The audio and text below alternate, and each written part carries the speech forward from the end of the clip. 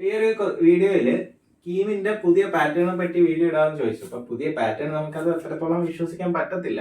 ഇപ്പൊ വന്നേക്കുന്ന ഒരു പേപ്പർ കട്ടിങ് പോലെ വന്നേക്കുന്ന സംഭവം എന്ന് വെച്ച് കഴിഞ്ഞാൽ അതൊക്കെ എന്താണ്, അത് റെക്കമെൻഡ് ചെയ്തു എന്നുള്ള രീതിയിലല്ലേ.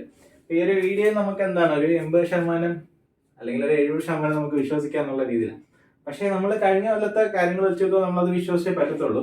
കാരണം കഴിഞ്ഞ കൊല്ലം ഡേറ്റ് 16-ാം തീയതി വരുമെന്ന് ഒഫീഷ്യലി ഡിക്ലെയർ ചെയ്യുന്നതിന് മുന്നേ ഡേറ്റ് ലീക്ക് ആയതാണ്. അപ്പോഴത്തേക്ക് അത് അതേപോലെ തന്നെ വന്നു. രജിസ്ട്രേഷൻ സ്റ്റാർട്ട് ചെയ്യുന്നുള്ളതും ലീക്ക് ആയതാണ്. അപ്പൊ അതും വന്നു. അപ്പൊ ഈ കാര്യങ്ങൾ ലീക്ക് ആവുന്നുണ്ടെങ്കിൽ ഇത് നമുക്ക് വിശ്വസിക്കാം. കാരണം ഇങ്ങനെയാണ് പാറ്റേൺ വരുന്നത്, നമുക്ക് എന്താണ് ഓൾമോസ്റ്റ് ഫിക്സ് ചെയ്യാം. കാരണം അവർ എടുക്കുന്ന ഡിസിഷൻസ് ഒഫീഷ്യലി വരുന്നതിന് മുന്നേ പുറത്ത് അറിയുന്നുണ്ട്. അപ്പൊ ആ ഒരു രീതിയിൽ നമുക്ക് വിശ്വസിക്കാം അത് അങ്ങനെ തന്നെ ആയിരിക്കും എന്നുള്ളത്.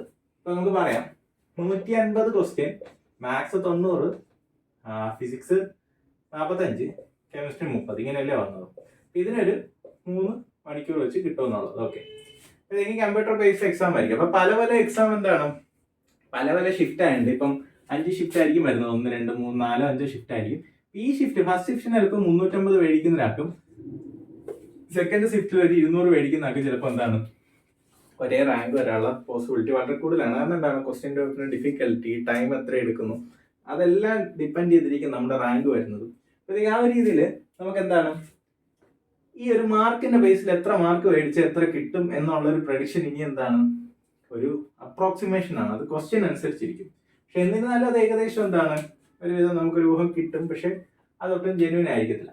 ഇനി പറയുന്നതെന്ന് വെച്ച് കഴിഞ്ഞാൽ ഒരാളിൻ്റെ അടുത്ത് ചോദിച്ചാൽ മാത്സ് കൂടുതൽ എടുത്തി കഴിഞ്ഞ് കഴിഞ്ഞാൽ ഇപ്പൊ മാത്സിന് കാരണം മാത്സിന് ഇപ്പൊ കൂടുതൽ മാർക്ക് കിട്ടി കഴിഞ്ഞാൽ അതിന്റെ പെർസെന്റേജിന് ഒരു ഡിഫറൻസ് വരുന്നു. അതായത് പെർസെന്റേജ് എന്ന് പറഞ്ഞു കഴിഞ്ഞാൽ ഇപ്പൊ 90% എന്ന് പറഞ്ഞാൽ നമ്മൾ എന്താണ് ടോപ്പ് 10%ആണെന്ന് വെച്ചോ. അപ്പൊ കമ്പാരിറ്റീവ്ലി മിക്കവരും വിടാൻ പോണൊരു ടോപ്പിക്ക് മിക്കവാറും മാത്സ് ആയിരിക്കും. അപ്പൊ മാത്സിന് ചിലപ്പോൾ നിങ്ങൾ എന്താണ് ഒരു 30 ക്വസ്റ്റ്യൻ എഴുതുമ്പോൾ ചിലപ്പോൾ നിങ്ങൾ ടോപ്പ് 80 കയറാൻ ചാൻസ് ഉണ്ട്.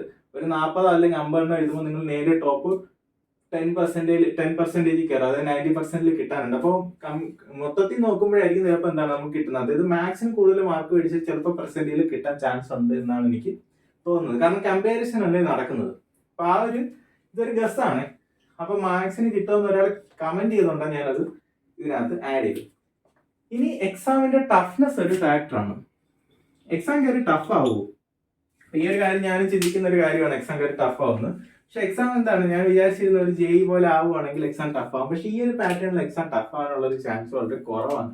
അതെന്താന്ന് വെച്ച് കഴിഞ്ഞാൽ നിങ്ങൾ നോക്കിക്കഴിഞ്ഞാൽ നിങ്ങൾക്ക് കീമിന്റെ മാർക്ക് 300 ആക്കും, നിങ്ങൾക്ക് +2 മാർക്ക് 300 എടുക്കും എന്നുള്ളതാണ് നിങ്ങൾക്ക് പറയുന്നത്. അപ്പോഴത്തേക്കും 150 ക്വസ്റ്റ്യൻ നിങ്ങൾ എഴുതുക എന്ന് പറഞ്ഞു കഴിഞ്ഞാൽ അതിന് 4 കൊണ്ട് ഗുണിക്കുക, നിങ്ങൾക്ക് 600 മാർക്ക് കിട്ടും. ഈ കിട്ടുന്ന ടോട്ടൽ 600നെ 2 കൊണ്ട് ഗുണിച്ച് കഴിഞ്ഞാൽ അത് 300 മാറിയിരിക്കും.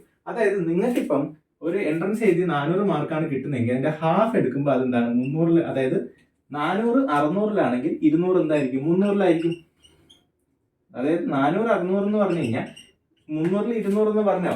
അപ്പൊ അതാണ് സംഭവം. അപ്പൊ ആ ഒരു ലോജിക്കിൽ ഇത്രയും ക്വസ്റ്റ്യന്റെ എണ്ണം കിടക്കുന്നുണ്ട്. ഒരു കാരണവശാലും എന്താണ് കൗണ്ട് കൂടിയ സ്ഥിതിക്ക് എക്സാമിന്റെ ക്വസ്റ്റ്യൻസ് ഇൻ ഡീറ്റെയിൽ ജെഇ പോലെ അത്രയും ടഫ് ആവാൻ ചാൻസ് ഇല്ല. പക്ഷേ ഒരു ക്യുസാറ്റ് ലെവൽ നമുക്ക് എക്സ്പെക്ട് ചെയ്യാം.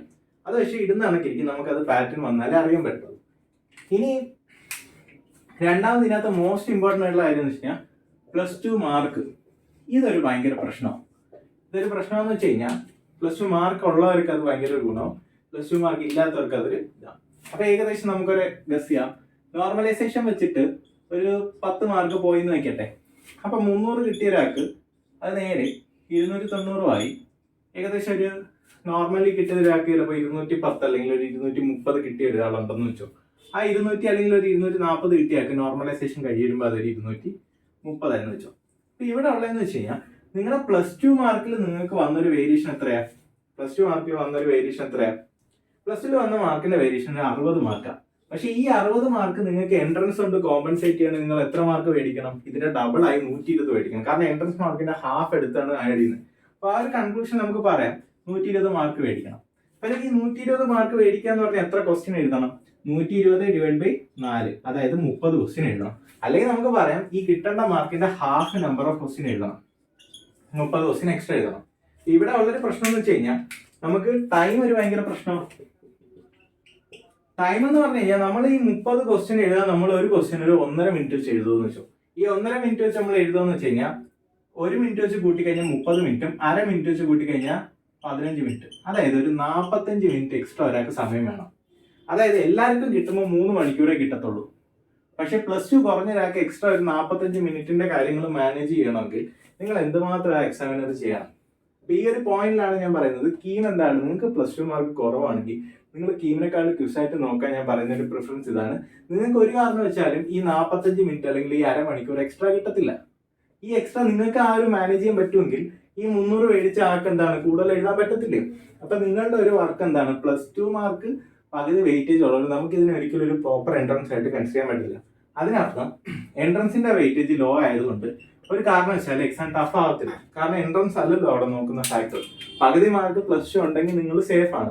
അപ്പൊ നിങ്ങൾക്ക് +2 മാർക്ക് ഉണ്ടെങ്കിൽ നിങ്ങൾക്ക് എന്താണ്, എത്ര ലോ ആണെങ്കിലും നിങ്ങൾക്ക് ഒരു അണ്ടർ 10K എത്താൻ പറ്റും. കാരണം കഴിഞ്ഞ പോലത്തെ എക്സ്പീരിയൻസ് ഒക്കെ വെച്ചിട്ട് നിങ്ങൾക്ക് ഇപ്പൊ 300 മാർക്ക് +2 296 ഉള്ളവരാണെങ്കിൽ അവർ ഹാപ്പിയാണ്. അതായത് 290 ഒക്കെ ഉള്ളെങ്കിൽ അവർക്ക് എന്താണ്, കുറച്ച് മാർക്ക് കിട്ടി അവർക്ക് എന്താണ് നല്ലൊരു റാങ്കിലോട്ട് പുഷ് ചെയ്യാൻ പറ്റും, പാലാടത്തിനകത്ത് കിട്ടും, സീറ്റ് ഉറപ്പാണ്. പക്ഷെ +2 ഇല്ലാത്ത ഒരാളാണെങ്കിൽ നിങ്ങൾക്ക് ഇത്രയും പ്രശ്നങ്ങൾ ഇവിടെ വരുന്നുണ്ട്, ടൈം മാനേജ്മെന്റ് ആണെങ്കിലും ഇങ്ങനെയൊക്കെ. അപ്പൊ ഇനി പറയാനുള്ളത്, ഈ ഒരു കാര്യം വെച്ച് നോക്കുമ്പോഴത്തേക്ക് എനിക്ക് തോന്നുന്നില്ല എക്സാം ടഫ് ആവുന്നുള്ളത്. പക്ഷേ ഈ ഒരു പോയിന്റ് നിങ്ങൾ എല്ലാവരും മനസ്സിലാക്കുക. എല്ലാവരും പ്രിപ്പയർ ചെയ്യുമ്പോൾ നിങ്ങൾ എന്താണ് ഒരേപോലെ നിങ്ങൾക്ക് എല്ലാവർക്കും റാങ്ക് കിട്ടുമെന്ന് നിങ്ങൾ വിചാരിക്കരുത്.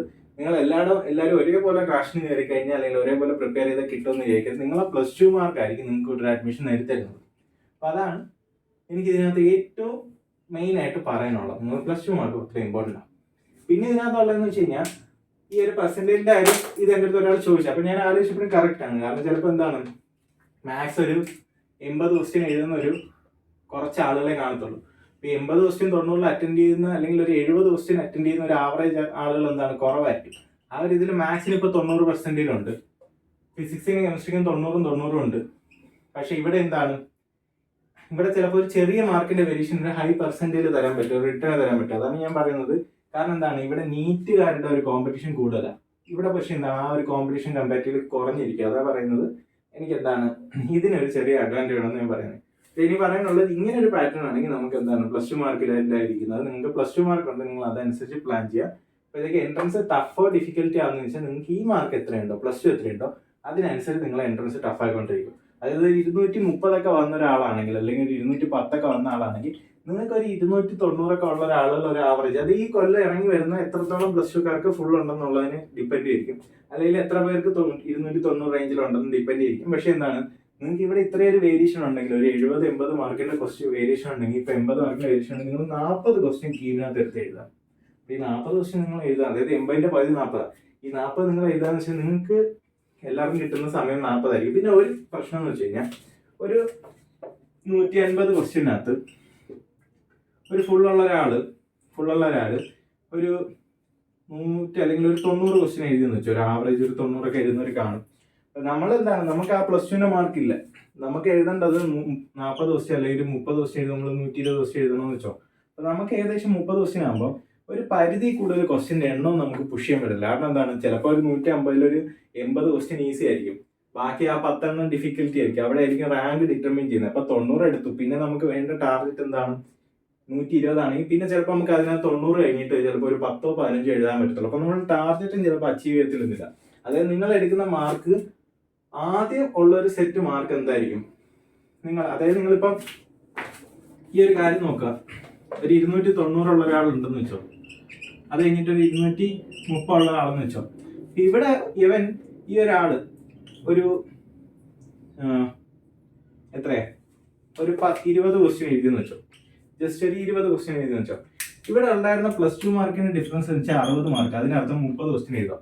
അപ്പോഴത്തേക്കും ഇവിടെ ഈ ഒരാള് 30 ക്വസ്റ്റ്യൻ എഴുതി അയാളുടെ +2 കോമ്പൻസേറ്റ് ചെയ്തിട്ട് പിന്നെ ഒരു 20 ക്വസ്റ്റ്യൻ എഴുതുമ്പോഴേ ഉള്ളൂ. അതായത് ചുരുക്കി പറഞ്ഞു കഴിഞ്ഞാൽ +2 290 ഉള്ള ഒരാൾ 20 ക്വസ്റ്റ്യൻ എഴുതുന്നതും 230 ഉള്ള ഒരാൾ 50 ക്വസ്റ്റ്യൻ എഴുതുന്നതും തമ്മിൽ വെച്ച് നോക്കുമ്പോഴത്തേക്കും ഇതിനകത്ത് എന്താണ് ഒരേ മാർക്കിലോട്ട് തന്നെ എത്തും. അതായത് നമുക്കതൊന്ന് കൂട്ടി വെക്കാം. ഇപ്പൊ +2ന് 290 മാർക്കുണ്ട്, 20 ക്വസ്റ്റ്യൻ എഴുതുമ്പോൾ എത്ര മാർക്കായി, 4 × 20 80 മാർക്കായി. പക്ഷെ അതെന്താണ്, അതിന്റെ ഹാഫേ എടുക്കത്തുള്ളൂ. 300 കൺവേർട്ട് ചെയ്യുമ്പോൾ 40 മാർക്കായി. അപ്പൊ എത്ര മാർക്കായി, 330 മാർക്ക്.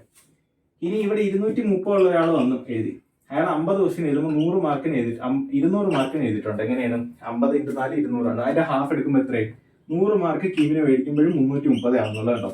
ഇവിടെ എത്ര മേടിച്ചു? വെറും 40 എൻട്രൻസിന് എഴുതി മേടിച്ചു. ഇവിടെ 100 മാർക്ക് എൻട്രൻസിന്, അതിന്റെ ഡബിളിനെക്കാളും കൂടുതൽ മാർക്ക്, അതായത് 1.5 ഇരട്ടി മാർക്ക് കൂടുതൽ മേടിച്ചു. പക്ഷെ വരുന്ന ഔട്ട്പുട്ട് കണ്ടോ?